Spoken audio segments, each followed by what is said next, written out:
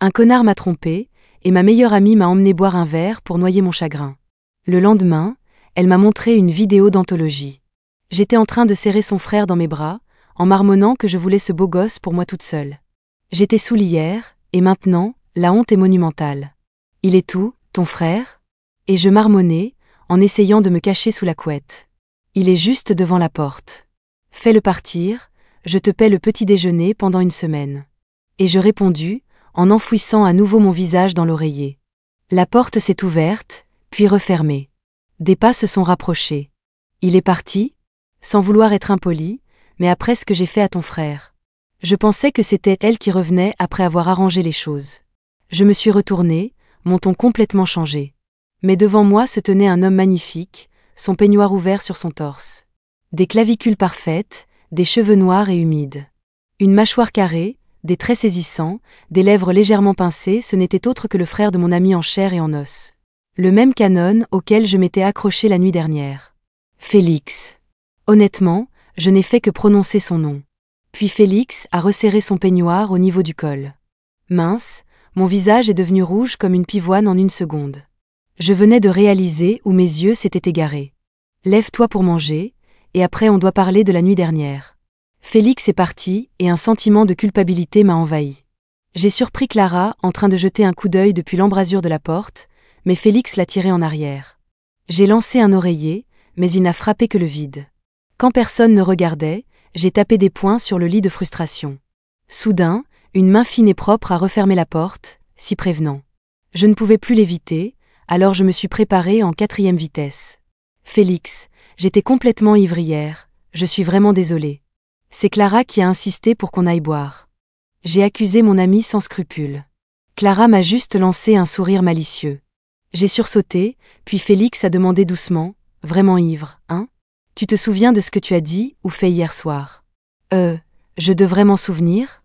En voyant la vidéo de Clara, je préférais ne pas m'en souvenir. Mais Clara a hoché la tête d'un air encourageant. Je me souviens. Je me souviens. Absolument.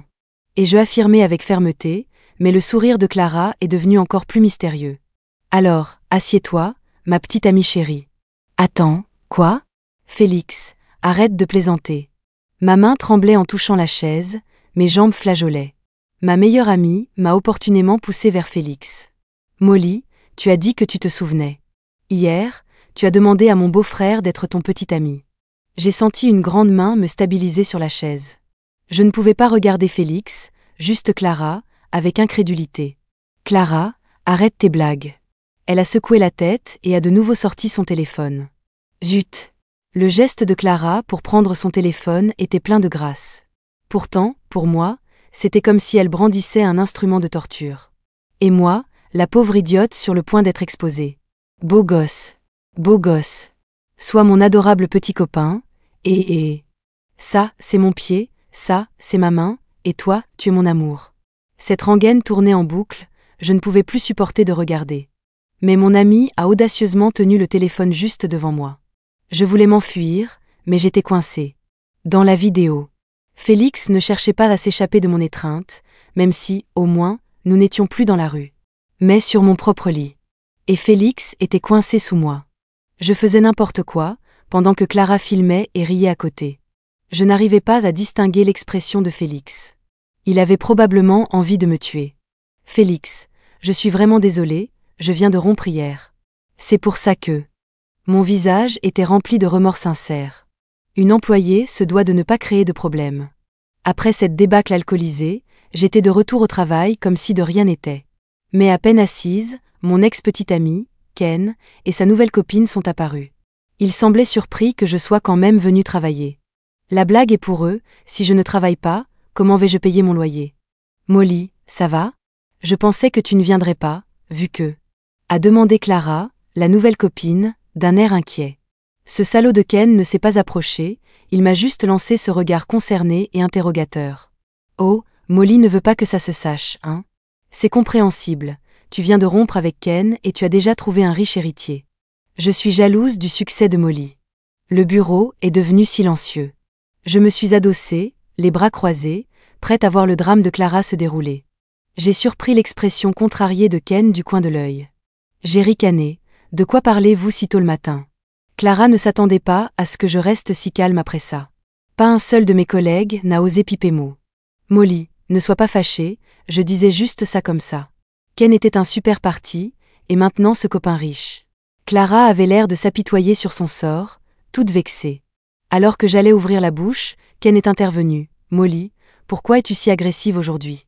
Les gens t'admirent, il n'y a rien de sarcastique là-dedans. Je l'ai fusillé du regard, voyant le sourire triomphant de Clara. J'ai balayé l'air de la main. Assez d'aboiements, vous n'avez rien de mieux à faire ce matin? Sur ce, le bureau s'est animé d'une frénésie d'activité. L'assaut de ragots prévu par Clara a été déjoué par mon autorité. Le visage de Ken s'est décomposé, mais il n'a pas osé en dire plus. Ken et moi avons commencé dans cette entreprise en même temps. Mais en 3 ans, j'étais devenue chef de service. Pas seulement grâce à mes grandes compétences. Parce que cette entreprise appartient à ma famille. Je l'ai dit à tous mes collègues, y compris à Ken. Pourtant, ils ont tous pensé que j'étais simplement trop dévouée. Ils disaient que je travaillais jusqu'à la folie. Mon statut de bourreau de travail était admiré de tous mes collègues. Les efforts de Ken pendant 3 ans ont finalement gagné mon approbation. C'est à ce moment-là que j'ai accepté de sortir avec lui. Et Clara est apparue de nulle part la semaine dernière. J'étais en déplacement professionnel, hors de la ville jusqu'à hier. C'est comme ça qu'ils ont eu le culot de comploter dans mon dos. Une fois que tout le monde s'est dispersé, j'ai remué mon café. Une gorgée, et j'étais prête à conquérir la journée. Je venais d'ouvrir le dossier quand le téléphone s'est mis à sonner. « Tu es amoureuse ?» Je venais de fermer la porte du bureau quand j'ai entendu quelqu'un me poser la question d'un ton joyeux. Je me suis sentie défaillir et j'ai répondu « Comment tu l'as su ?» Les rumeurs dans le groupe de discussion de l'entreprise. « Ma chérie, ton père a vu ça. C'est audacieux, mais ça a vraiment marché. » J'étais abasourdie, mais mon père, toujours aussi peu fiable, a continué. « Ah, ça ne pouvait être que ma fille. Les gens n'arrêtent pas de se vanter de leur fils. Mais n'est-ce pas ma fille qui l'a eu ?» Le groupe de discussion de l'entreprise, des ragots. J'ai serré les dents et interrompu son fantasme. « Arrête, on n'est pas ensemble. » « Vraiment?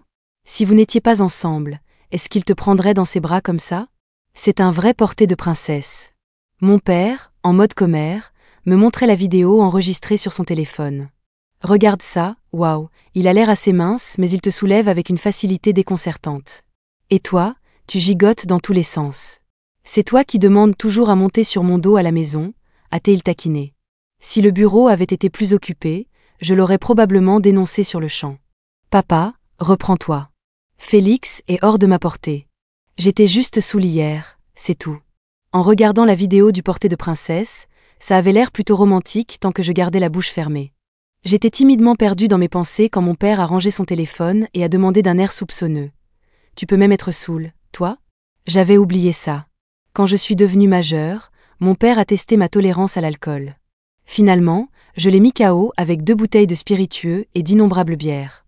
Papa était trop gêné pour que j'en parle à qui que ce soit. Ce secret n'est connu que de mon père et de moi. Le lendemain, après s'être remis de sa gueule de bois, papa m'a même dit de me souvenir. « Tu connais ta tolérance à l'alcool maintenant, n'est-ce pas ?» J'ai secoué la tête honnêtement. Boire seul après que papa se soit évanoui n'était pas amusant, alors je n'ai pas continué. Papa a fait un nain avec sa main et a dit de manière énigmatique. « Ça, c'est ta limite. » « Une bouteille ?» Et je demandais. Il a secoué la tête. « 1 litre ?» Il a de nouveau secoué la tête, en disant fièrement, en continu. « Ma chérie, tu peux boire sans t'arrêter. C'est dans ton sang. » Plus tard, papa m'a même aidé à garder secrète mon impressionnante capacité à boire. Mais pourquoi le révéler maintenant? Bon, d'accord, je n'étais pas saoule. C'est juste que Félix est très séduisant. Ah, Félix a beau être beau et compétent, mais il est à peine assez bien pour ma fille, je dirais. J'étais sans voix. Papa, peut-être que tu devrais enlever ton filtre de papa poule avant de parler. Ma précieuse, n'importe qui serait à peine assez bien comparé à ton ex. Mon père a soudainement changé de sujet. Ça m'a fait froncer les sourcils. Comment tu sais? Hein? Quoi? Oui, j'arrive tout de suite. Mon père a prétexté une excuse rapide au téléphone et s'est précipité hors du bureau. Ma chérie, papa croit en toi. Félix est une proie facile, a-t-il crié en sortant. Mettant de côté son comportement étrange, j'ai pensé à Félix la nuit dernière. Quand il m'a porté, j'ai vraiment eu l'impression d'être ivre. Sa poitrine musclée, son étreinte chaleureuse et ses mouvements doux et précautionneux. Je n'ai jamais osé rêver de quelque chose comme ça. Oui, j'avais le béguin pour Félix. Mais quelle fille de son entourage ne l'avait pas? Contrairement aux plus audacieuses qui s'étaient fait rembarrer directement par Félix, mais qui avaient au moins essayé, moi, je n'osais pas.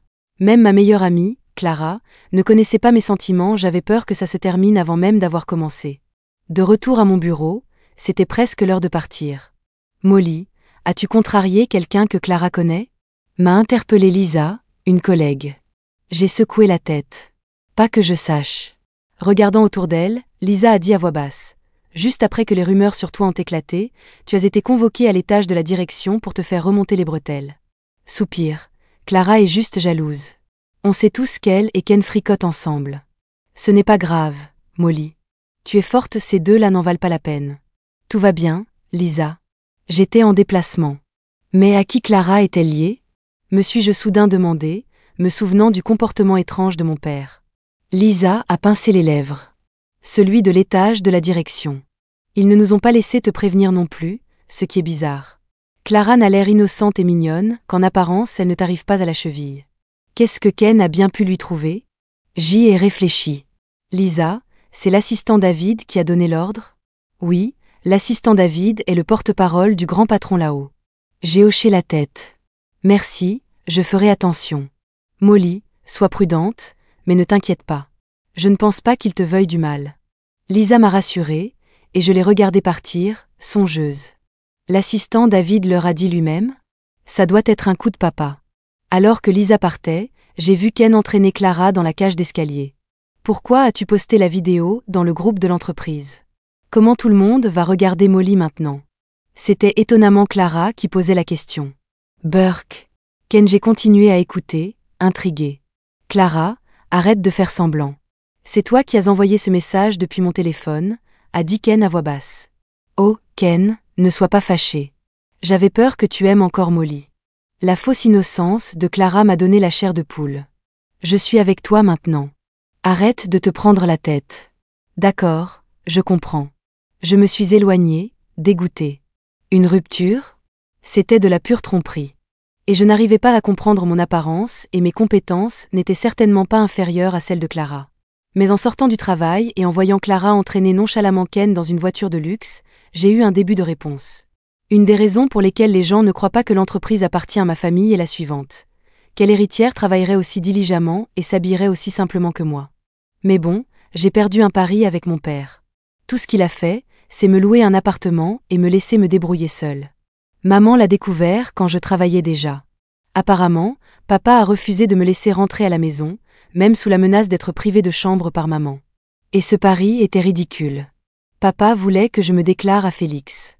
Ça, ou aller gagner ma vie par moi-même. Alors, me voilà. Me déclarer? Jamais de la vie. La maison est belle, mais le loyer est exorbitant. Papa m'a mise à la porte pour m'endurcir et me presser comme un citron. Ken n'est pas au courant de mes origines. Pour mes collègues, je ne suis qu'une jeune femme pauvre mais volontaire, avec des rêves plein la tête. En regardant ma petite mais chic voiture électrique. J'ai presque du mal à croire que je suis moi-même une riche héritière. En pensant au coup bas de mon père, j'ai appuyé sur l'accélérateur et je suis rentrée à la maison. Je rentre rarement à la maison sans raison. La gouvernante semblait heureuse de me voir. Elle a commencé à me préparer le dîner. J'ai souri et je suis montée à l'étage. Alors que j'arrivais devant la chambre de ma mère, j'ai entendu « Molly est intelligente. Elle sera bouleversée si elle découvre ce que tu as fait. » J'ai poussé la porte, et ma mère s'est levée avec un sourire. « Oh ma chérie, tu es de retour. Comment se fait-il que tu aies autant maigri ?» Ma mère m'a tiré par le bras, m'a pincé les joues. Et avant que je ne m'en rende compte, mon père avait quitté la pièce. Papa n'est même pas resté pour le dîner. Maman n'a pas demandé où il était allé. Maman, j'ai tout entendu. Qu'est-ce que papa manigance encore? Et jeudi après le dîner. Maman a gloussé, sans répondre directement à ma question. Molly, d'abord dis-moi, qu'est-ce qu'il se passe vraiment entre toi et Félix? Elle me regardait avec un grand sourire, mais avec un regard perçant. J'ai dégluti, cachant ma culpabilité, juste un couple accidentel, en quelque sorte. Je ne voulais pas nier. Mais l'admettre me faisait me sentir coupable. Clara a été mise à la porte de chez Félix après avoir montré cette vidéo ce matin. Même si elle prétendait que c'était sa maison, ça n'a pas marché. Félix a dissipé son tourbillon de rumeurs et m'a laissé prendre mon petit déjeuner nerveusement. J'ai accepté hier soir. Félix n'a repris le sujet qu'après que j'ai commencé à manger. Réprimant les battements de mon cœur, Félix, j'étais saoul hier soir.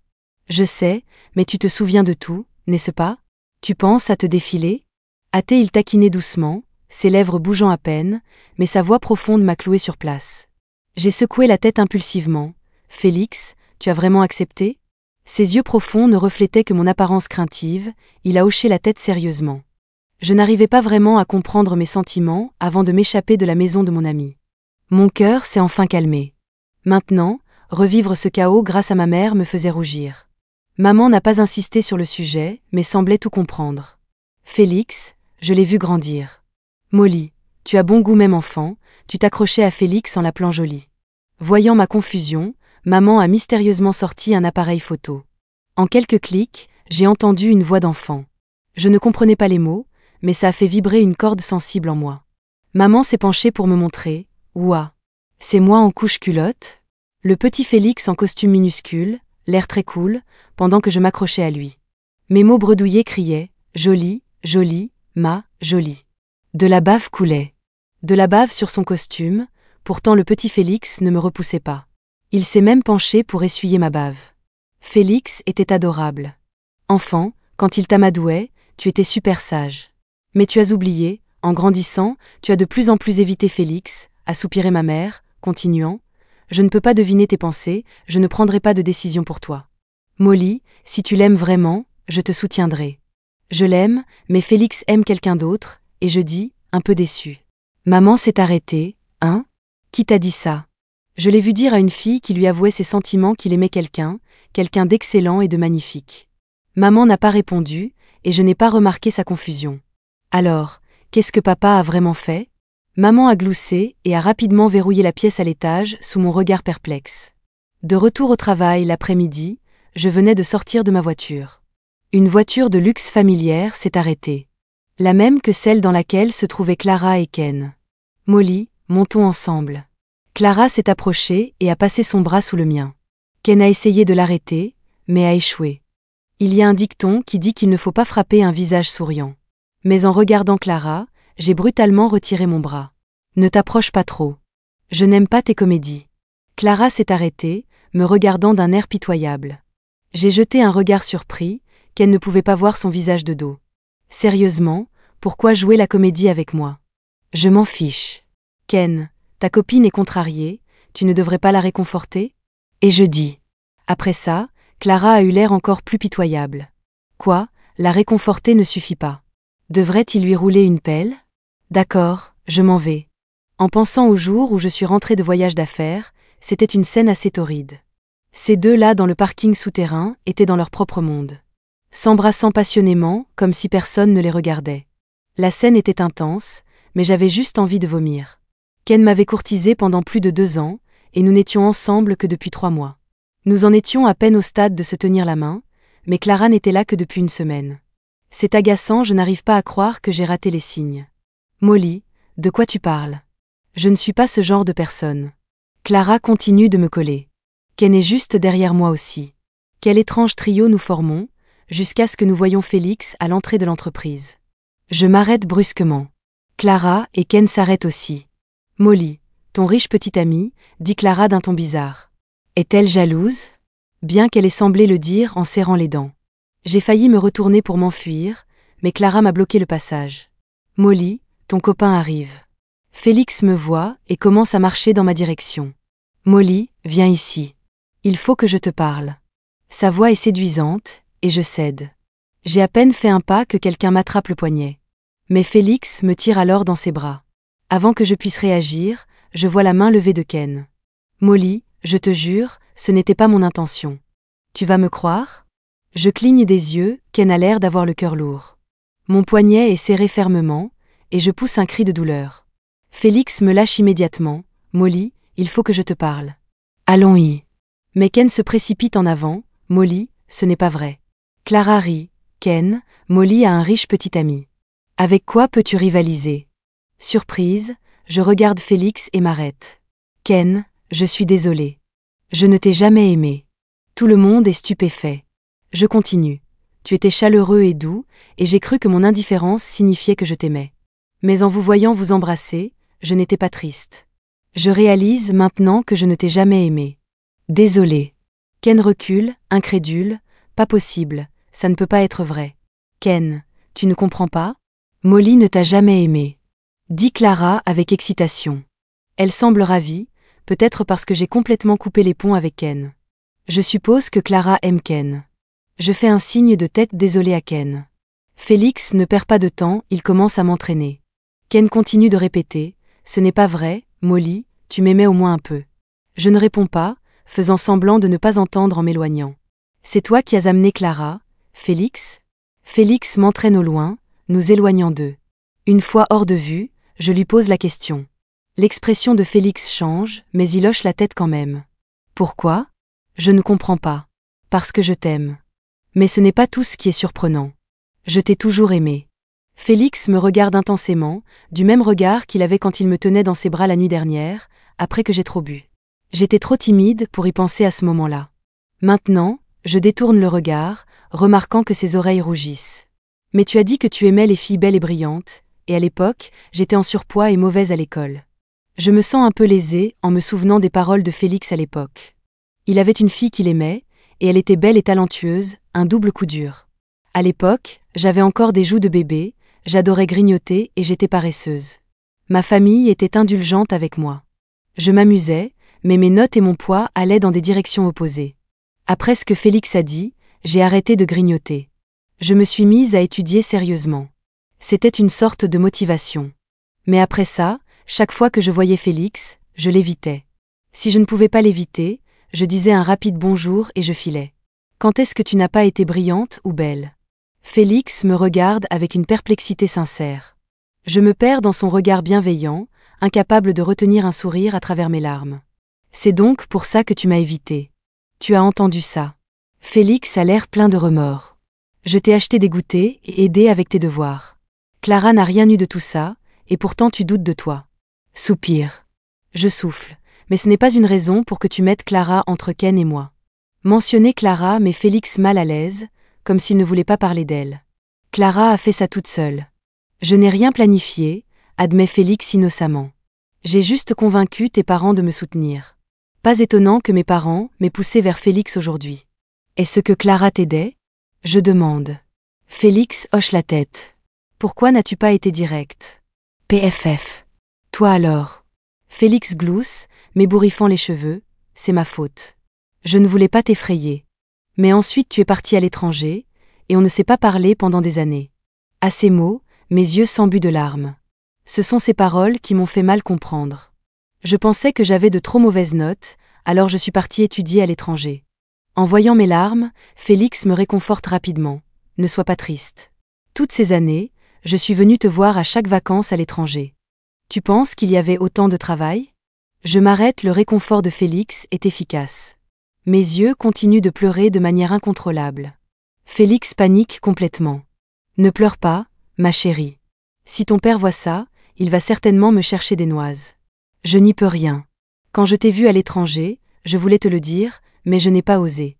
Félix me regarde avec regret, c'est entièrement de ma faute. C'est ce que tu appelles rendre ma fille heureuse? Papa apparaît de nulle part. Sa voix est pleine d'inquiétude, bien que son téléphone nous enregistre, sapant sa sincérité. Papa, je pleure et tu filmes? J'essuie mes larmes en lui lançant un regard noir. Ce ne sont pas des larmes de joie? Je suis en direct pour ta mère. Je le regarde, stupéfaite. Allez, ma chérie, fais-lui un câlin, ne reste pas planté là. Une fois dans le bureau, papa n'a pas déconnecté l'appel vidéo avec maman. Donc, pendant toute la montée en ascenseur, Félix et moi nous tenons sur le côté. Pendant ce temps, papa et maman plaisantent comme s'ils faisaient un numéro de comédie. L'un est le meneur, l'autre le seconde. Maman ne nous voit jamais nous faire des câlins, c'est difficile de guider cette génération de couples. Intervient papa. Tu l'as dit. Tenez-vous la main, Félix, ma fille chérie, tenez-vous la main. Oh là là, vous êtes timide maintenant? On était aussi timide à l'époque? Pas du tout, ce n'était pas ça, sortir ensemble. Laisse tomber, je raccroche. Ils ne sont pas mignons, j'ai besoin de manger quelque chose de sucré. À ce moment-là, j'ai soudain senti ma main être enveloppée dans quelque chose. Puis, un souffle a frôlé mon oreille. « Est-ce que ton oncle et ta tante aiment faire des sketchs ?» a demandé Félix sérieusement. Ils adorent en regarder, et je répondis honnêtement. En tournant la tête, le téléphone de mon père n'était qu'à 1/2 mètre, la caméra pointée droit sur nous. J'ai réalisé à quel point ma pause avec Félix était suggestive. Le cri de ma mère m'a surprise. « Ma petite chérie, tu te débrouilles bien, rapproche-toi Félix. » Je voulais m'éloigner, mais ma main était fermement tenue, une chaleur se propageant dans ma colonne vertébrale. Ça chatouillait, c'était doux, et ça me rendait folle. Après s'être assis dans le bureau, mon père a raccroché. Gardant à peine mon sang-froid, j'ai demandé « Papa, c'est toi qui as arrangé le coup avec Clara et Ken ?» Mon père m'a jeté un coup d'œil, puis a regardé Félix. Avec un clin d'œil, j'ai rappelé à papa « Regarde Félix, il a déjà tout avoué. » Mais mon père n'est pas tombé dans le panneau. Qu'est-ce qu'il y avait à avouer, ils ont déjà. S'éclaircissant la gorge, « Ma chérie, ce n'était pas moi, c'était juste. » Il a jeté un coup d'œil à Félix, qui a hoché la tête, puis il s'est tourné vers moi. J'étais perplexe, mais ce que mon père a dit ensuite m'a encore plus embrouillée. « Tu vois, Clara t'aime bien, elle pense que Ken n'est pas assez bien pour toi, je n'aime pas Ken non plus, c'est gagnant-gagnant, non ?» a conclu papa, et le bureau est devenu silencieux. « Elle m'aime bien dans le sens que je crois ?» J'ai retenu mes émotions et j'ai demandé. Les deux ont hoché la tête affirmativement. Je lui ai dit que tu étais prise, mais elle s'en fichait. Elle n'aime pas Ken non plus. Je pensais qu'elle voulait me le piquer, en disant ces choses pour me déstabiliser, mais elle a même apporté ça. Mon père a parlé en sortant une pile de papier, et son téléphone, j'ai reconnu ce geste. Aujourd'hui, beaucoup de gens m'ont montré des vidéos de cette façon. « Chérie, tu n'auras pas d'avenir avec Molly », a dit la mère de Ken. Sa famille est pauvre. À quoi bon? Maman, elle est forte. La vie ensemble ne sera pas difficile. Tu peux trouver quelqu'un de mieux avec ton travail. Et ton frère? Ça suffit, c'est soit tu romps, soit tu achètes une maison pour que ton frère puisse se marier. La vidéo s'est terminée avec Ken hochant la tête. Les papiers montraient que Clara avait donné à Ken une tonne d'argent, bien plus qu'il n'aurait pu gagner en 10 ans. Mais Ken m'aimait au moins vraiment, ça ma chérie, ça ne colle pas, il a hésité. Il avait ses raisons, mais il a quand même flanché.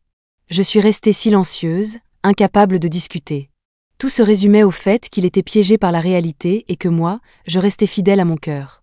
Ça n'allait pas marcher, j'ai décidé de retourner vivre à la maison.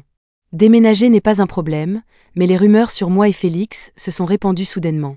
Les parents de Félix sont même venus avec des cadeaux de fiançailles.